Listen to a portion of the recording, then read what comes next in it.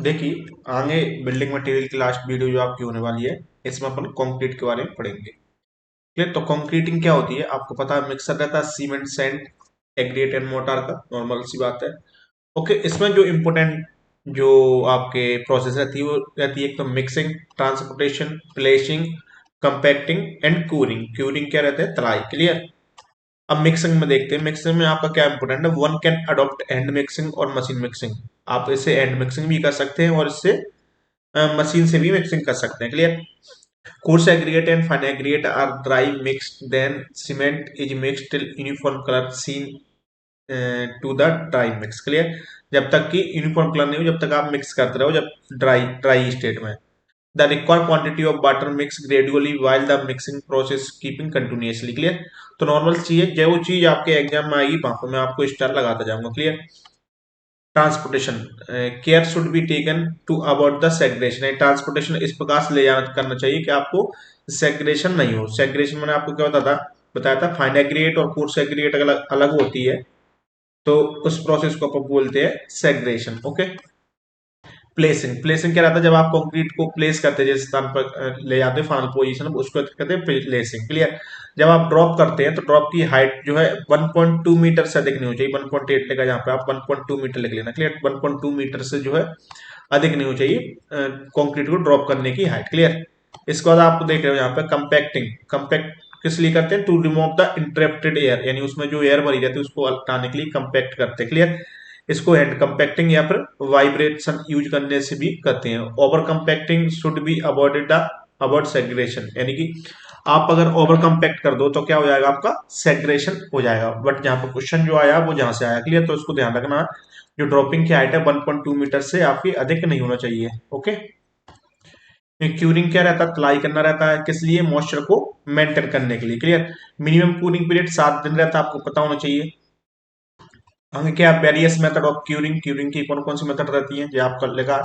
तो नॉर्मल सी है, जहां से क्वेश्चन आए नहीं है आपके, तो मैं आपको डीपली नहीं पढ़ता रहा। डिफरेंस कंक्रीट वर्क, यानी बहुत प्रकार के कंक्रीट वर्क रहता है। जैसे पीसीसी रहता है, जैसे प्लेन कंक्रीट कहते हैं, आरसीसी, पीएससी, प्री स्टेट concrete, pre cast concrete, special concrete. Clear? जहां से क्वेश्चन आपके नहीं बनते हैं, तो इसलिए यहाँ पे छोड़ दो इसको,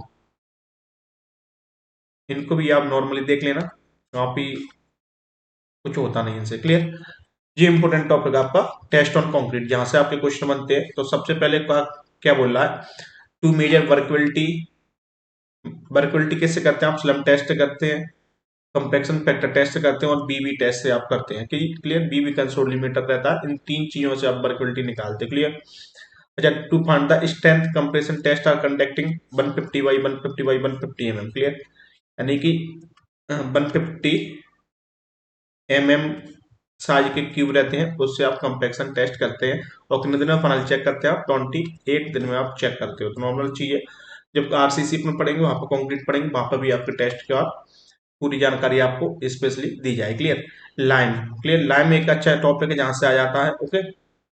तो लाइम में आपको कहाँ से आपको याद रखना, तो लाइम आप ध्यान रखना, जैसे बाइंडिंग मटेरियल आप अभी सीमेंट यूज करते हैं, एशियन टाइम में नहीं पुराने टाइम में जो है लाइम बाइंडिंग मटेरियल के रूप में यूज किया जाता था। क्लियर?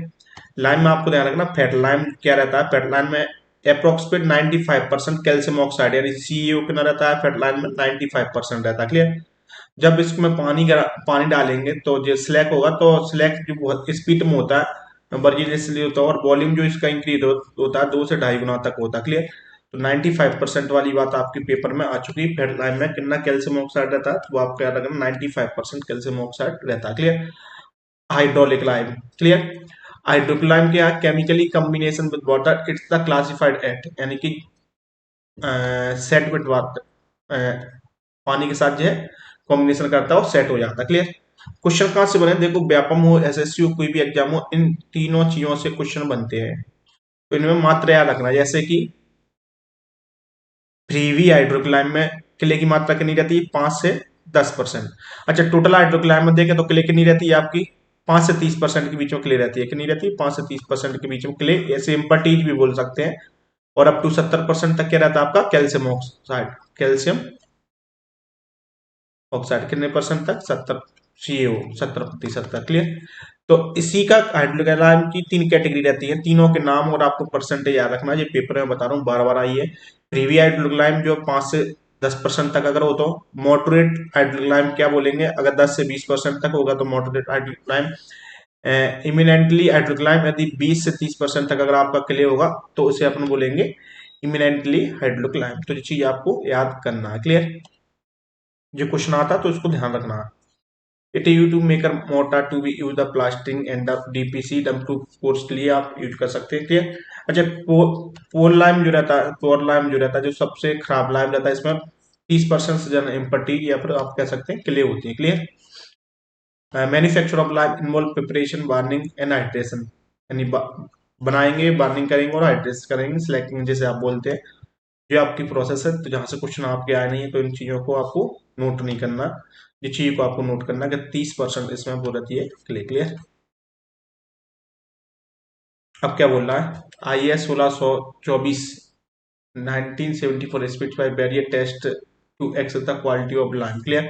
फिजिकल टेस्ट, ऐसे टेस्ट, तो ये टेस्ट जहाँ पर पूछे नहीं गए लाइम के तो आप छोड़ दीजिए। क्लियर? पोजोलाना से आप देखें, पोजोलाना क्या रहता है, pozzolana is a defined as a siliceous material. तो ये बात आपको ध्यान रखना, क्वेश्चन पूछा गया था पोलोना किस प्रकार का मटेरियल, तो आपको ध्यान रखना सिलिशियस मटेरियल है। कैसा है? सिलिशियस मटेरियल है। That does not process the cementing property, यानी इसमें कोई भी सीमेंटिंग प्रॉपर्टी नहीं रहती, but react with lime in presence of water, पानी कंडीशन लाइम से ये रिएक्ट करता है at normal temperature from to from compounds. Clear? यानी कि पोजोलाना एक सेल्सियस मटेरियल है, आपको जो ध्यान रखना। Clear? Pozzolana is added to fat lime to produce the hydraulic lime. यदि फेट लाइम में अगर पोजोलाना आप ऐड कर दोगे तो क्या बन जाएगा, हाइड्रोक्लाइम आपका बन जाएगा। क्लियर? पोजोलाना मिलाने से आपका चीप हो जाता है लाइम। क्लियर? अगर सीमेंट में आप पोजोलाना बना दोगे तो वो चीप बन जाएगी, जिसको आप पीपीसी, पोजोलाना पोर्टलैंड सीमेंट, जो कि आपको पहले भी सीमेंट के केस में मैं आपको पढ़ा चुका हूँ। क्लियर? और पोजोलाना मिलाने से क्या स्ट्रेंथ स्लोली हो जाएगी, बट फाइनल स्ट्रेंथ क्या सेम आ जाएगी। Clear? It is better impermeability compare to OPC, यानी इम्परमेबिलिटी बढ़ जाती है पोजोलाना मिलाने से। तो पोजोलाना की जो कुछ क्वालिटी रहती है वो आप जो है कर लीजिए। 25 से 35% तक मिलाया जाता है। कितना मिलाया जाता है? 25 से 35% तक सीमेंट के केस में। ओके, एंड आगे चलते हैं। Heat of hydration is reduced, यानी पोजोलाना आप मिलाओ तो आपकी हीट ऑफ हाइड्रेशन भी कम हो जाती है। क्लियर?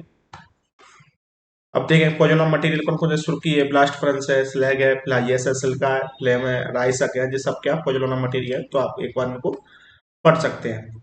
पेंट एंड वार्निश की बात करें, एंड डिस्टेम्पर की बात करें, तो जहां से भी आपके क्वेश्चन कभी कभी बन जाते हैं, तो जो क्वेश्चन बनते हैं वो मैं आऊंगे आपको बताऊंगा क्या बनते हैं।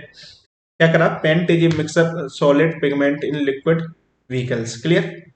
यानी कि जो पेंट रहता है उसमें पिगमेंट किस फॉर्म में रहते हैं, सॉलिड स्टेट में रहते हैं, और in liquid vehicle, mixer of solid pigment in liquid vehicles. Clear? आगे आप देखें, इसको मैं आगे समझाता हूँ आपको, अभी छोड़े, इसके इंग्रेडिएंट आएंगे वहां पे आपको मैं बताऊंगा। Clear?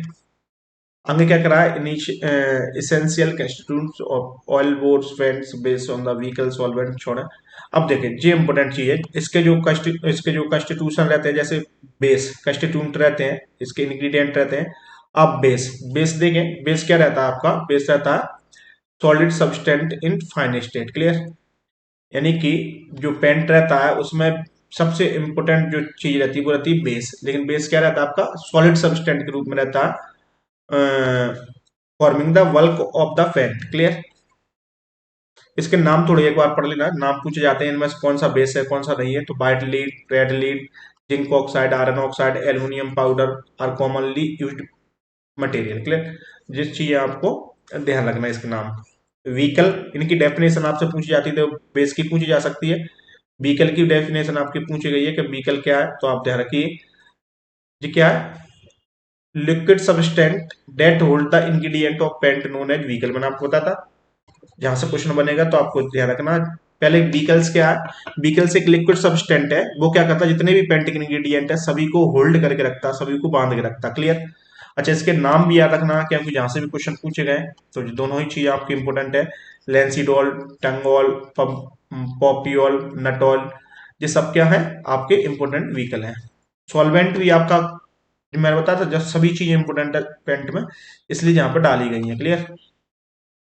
Solvent are the paint thinners, यानी इसको थिनर के रूप में आप यूज करते हैं सॉल्वेंट, यानी कि थिनर यानी कि पेंट को आप पतला करने के लिए, थिन करने के लिए आप यूज करते हैं, क्लियर। जिसमें आप टार्पिनॉल, पेट्रोलियम स्पेट और नेप्था का आप यूज कर सकते हैं, clear.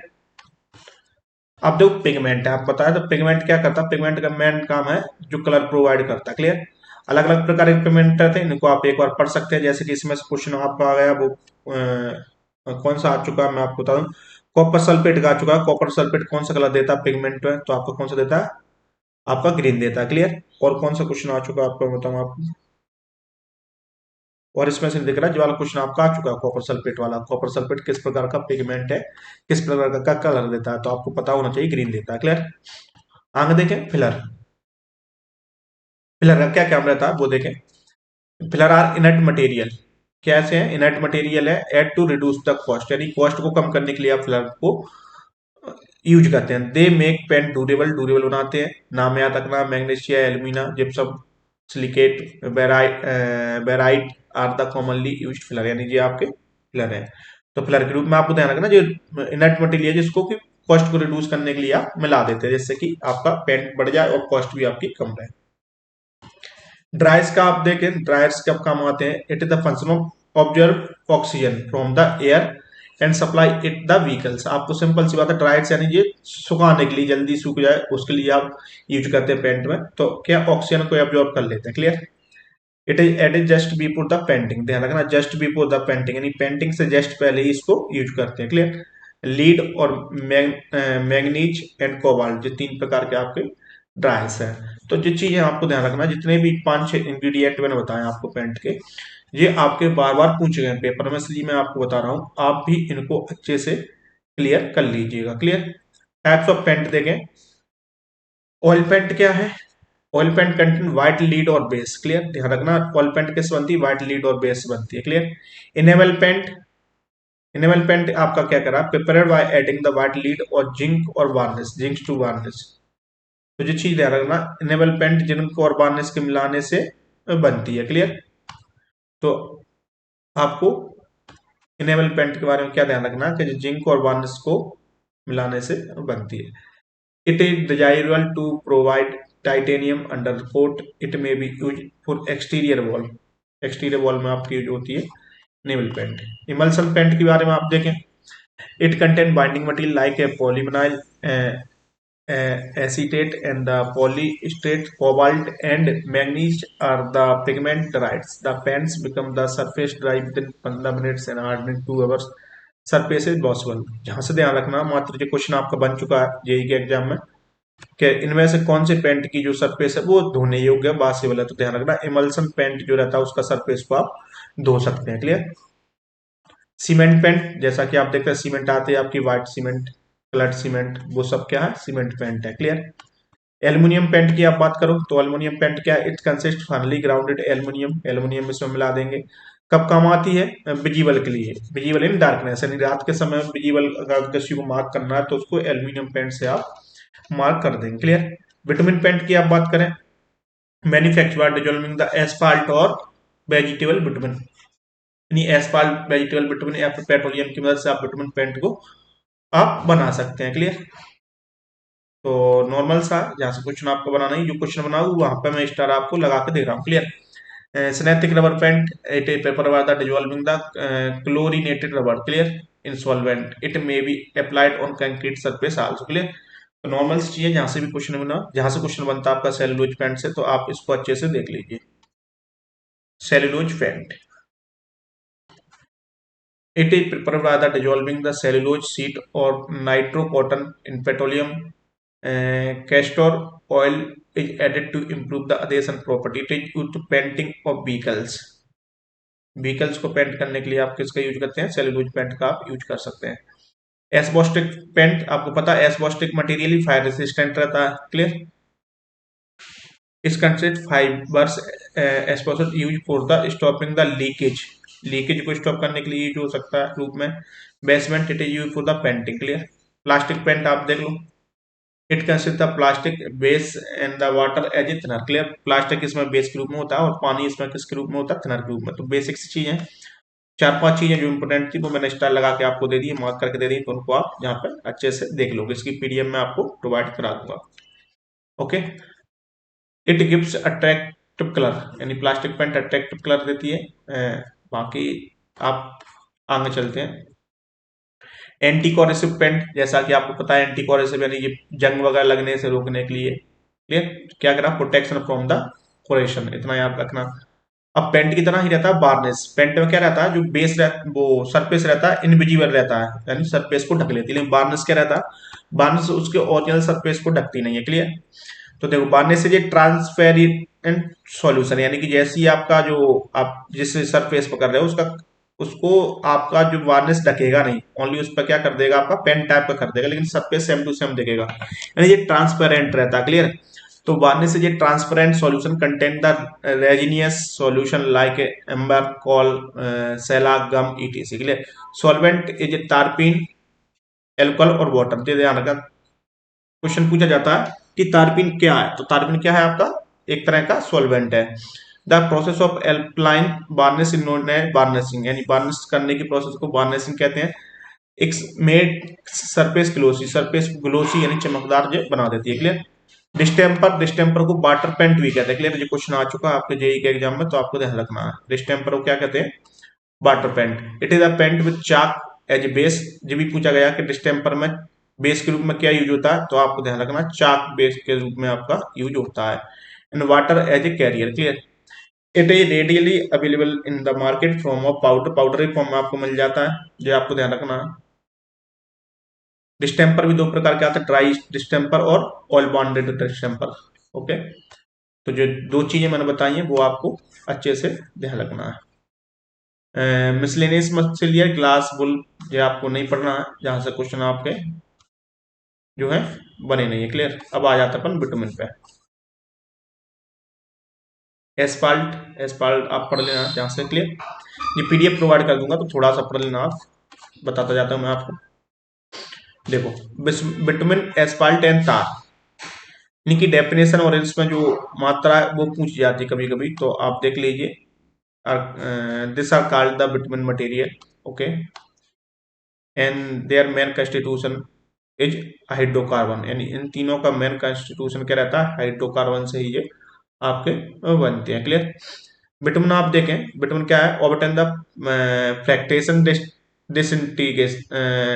Distillation, fractional destination of crude petroleum में, पेट्रोलियम के जिसे बोलते हैं प्रवाह यशवन, आपने नहीं पढ़ा हुआ, फ्रैक्टेशनल दिस डेसिलेशन, इससे आपका बनता है। तो जो आपका बट याद रखना, क्वेश्चन पूछा गया है, it is specified in term of penetration, यदि आप 80 बाई 100, इसका मतलब क्या है कि जो penetrate of the standard needle 80 to 10 mm at the temperature of 25 degree centigrade, यानी कि 80 से 100 मींस आपका जो बता रहा है 80 से 100 mm जो है पेनिट्रेट हुई है। सेंटीमीटर देखेंगे तो 8 से 10 सेंटीमीटर पेनिट्रेट हुए आपका, ये इसका मतलब निकलता है, clear. Asphalt, bitumen mix with the inert material like gravel, ये सब कुछ आप पढ़ लेना, नॉर्मल सी चीजें हैं, तो जहाँ से क्वेश्चन आपका नहीं बना है। बट एस्फाल्ट को किस लिए यूज करते हैं, वाटर प्रूफिंग के लिए यूज करते हैं, ये आपको ध्यान रखना है, ओके। तार की बात करें, it is obtained by the destructive डिसिंट्री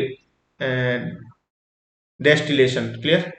ध्यान रखना, बिटुमिन जो यूज होता है फ्रैक्शनल डेस्टिलेशन से यूज होता है, और तार जो यूज होता है डिस्ट्रक्टिव डेस्टिलेशन से यूज करता होता है। जो दोनों ही बड़ा आपको ध्यान रखना, थोड़े से सेम लगते हैं लेकिन ये सेम नहीं है, क्लियर। इसको ट्रीटमेंट, रिट्रीटमेंट के लिए, रोड के ट्रीटमेंट के लिए और वाटर प्रूफ मटेरियल के रूप में आप तार को आप यूज करते हैं, क्लियर। तो यही चीजें आप देख लेना, बाकी आपका इसमें और कुछ इंपॉर्टेंट नहीं है जिसको मैं आपको बताऊं, या फिर जो आपके पेपर के लिए इंपॉर्टेंट है। तो बाकी इतना ही इंपॉर्टेंट था जो कि मैंने आपको करा दिया, ठीक है। अपन मिलते हैं इसके बाद नेक्स्ट क्लास जब भी होगी 7:15 PM पे नेक्स्ट डे आपको मिल जाएगी, उसमें अपन देखते हैं नेक्स्ट टॉपिक क्या करना। आपका बिल्डिंग मटेरियल पूरी तरह से कंप्लीट हो गया, तो मैं इसके एमसीक्यू भी आपको करा दूंगा, कुछ शॉर्ट वीडियो में एमसीक्यू दे दूंगा मैं आपको, कुछ आपको एक दो वीडियो एमसीक्यू की बना दूंगा। इसके बाद अपन सॉइल मैकेनिक्स शायद उठाएंगे, तो नेक्स्ट वीडियो आपको जो मिल जाएगी आपको सॉइल मैकेनिक्स की मिल जाएगी, और एमसीक्यू अगर मिलेगी तो बिल्डिंग मटेरियल के एमसीक्यू की आपको वीडियो मिल जाएगी।